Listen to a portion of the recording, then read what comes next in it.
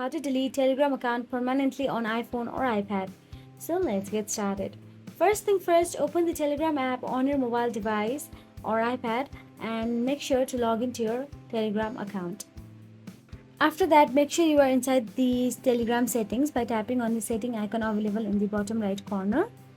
Now once you're inside the settings, tap on the privacy and security option available there. Inside it, scroll down and you'll get to see automatically delete my account if I'm away for option available there. Tap on it and a drop down menu will appear with the date of 1 month, 2 months, 6 months or a year. Simply tap on the month if you want to delete your account immediately.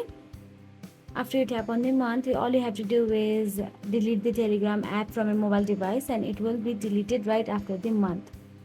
So that's it. If you found this video helpful, please like, share and subscribe our channel, and thank you so much for watching.